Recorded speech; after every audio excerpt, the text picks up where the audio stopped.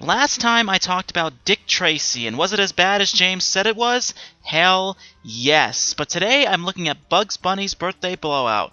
First of all, the Bugs Bunny's Birthday Blowout episode is one of my favorites. James was hilarious, and Mike playing Bugs Bunny made it even funnier. But then there was the game itself. In all honesty, when I looked at the game in the video, it didn't look that bad. In fact, the game actually looked like it might actually be a lot of fun. I've often wondered whether James was only exaggerating how bad the game really was just to make the video funnier. So I'm actually going to take a look at the game myself and see what it's really like. Okay, so this is Bugs Bunny's Birthday Blowout, and I do apologize for the occasional scan lines from the game. My Retron FC loader completely crapped out on me while I was recording it, so I have to get another console. I only got about 30 minutes into the game, but in all honesty, it was enough time to get a great look at what the game was like. The game is very much like Mario Brothers. The world itself looks similar, it's a side-scroller, and even the loading screen that shows you what world you're in and how many lives you have is almost identical. The storyline is simple. You play Bugs Bunny, who is trying to get to his birthday party, but you have to go through a lot of levels and bosses to get there. The bosses are actually other Looney Tune characters.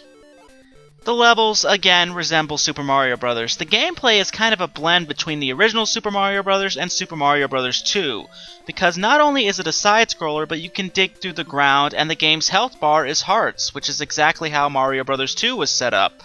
The levels are filled with enemies, and you have to use your hammer to kill them. However, the only enemies that you have to avoid with the hammer is the bombs, because if you hit them, it winds up hurting you as well. But the health meter is so generous that you can hit one or two without taking any serious damage to your health. Throughout each level, you collect carrots. I honestly have no idea why you're collecting carrots or what purpose the carrots play in the gameplay. At least in Mario Bros. And Sonic the Hedgehog, the coins and stars play roles in the game. So if you collected enough, you would get an extra life. The carrots in Birthday Blowout don't play that type of role. However, when you do touch them, they turn into platforms that you can stand on. However, one thing I never understood is that they don't turn into platforms immediately, which means if you're expecting to avoid a big hole by jumping onto the carrots, it's not going to work because you're just going to go right through them and fall to your death. The difficulty of the levels goes up and down because the levels have very bizarre designs. Some levels are straightforward, just get through the obstacles and you'll make it through okay. However, others you have to dig through the ground and then keep moving right. That's all well and good, but the game does not make it clear where you're going when you dig through the ground. And from what I can tell, you can only dig down, which means you better hope and pray that you're digging towards a place you can land on, or else you're going to fall and die. All of this stuff you can pretty much master through trial and error, so none of it's really terrible. All it really is inconvenience. However, the most unforgivable part of these levels is the bosses. I guess you can call them bosses. They don't do much. All they do is walk into you, which hurts you. Some bosses you don't even have to touch, like Daffy. All you do is go around him and get the carrot and you win. Then there's Tweety and Wile E. Coyote, who you have to hit with your hammer in order to defeat them. There's a pattern to Tweety though, because as most of you saw through James's video, Tweety just hides behind a bush the entire time. You can't hit anybody behind these bushes, even if you're behind it, so that's a little bit of a problem. With Tweety, just slightly move left and Tweety will appear. You just have to be quick with the hammer though in order to hit him. Usually with enemies it takes 3 hits and you'll win. Wile E. Coyote is a different story, however. He'll hit you several times before you defeat him, but he's still not that difficult. At the end of most of the levels, there is a bonus game. One bonus game is with what appears to be a numbers board. It will give you a set of numbers that you have to match. The more you match, the more extra lives you get. The other is a hammer game where you have to hit groundhogs. It will give you a certain number that you have to hit. I never made it to the actual number required, but I assume you get extra lives. Graphically, the game looks pretty good. It's definitely not the best looking Nintendo game ever designed, but it still looks very solid on the NES, and the cartoon characters match perfectly to what they looked like in the actual cartoon.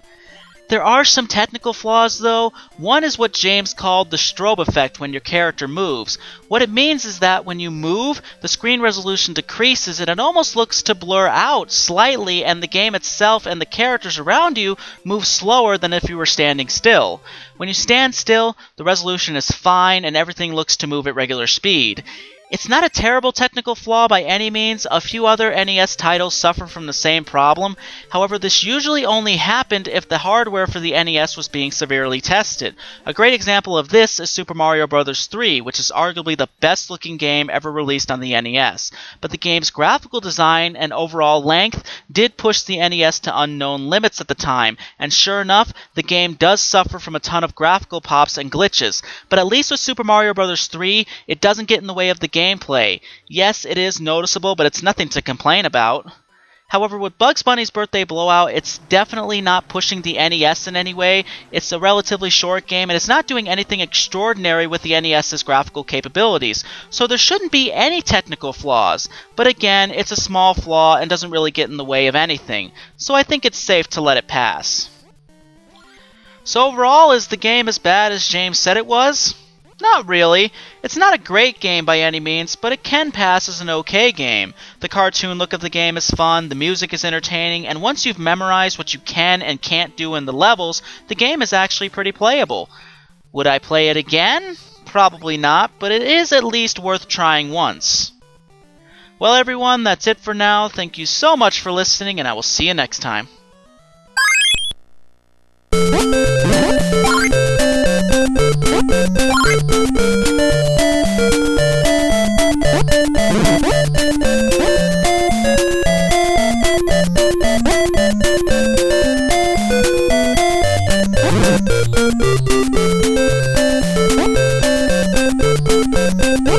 you.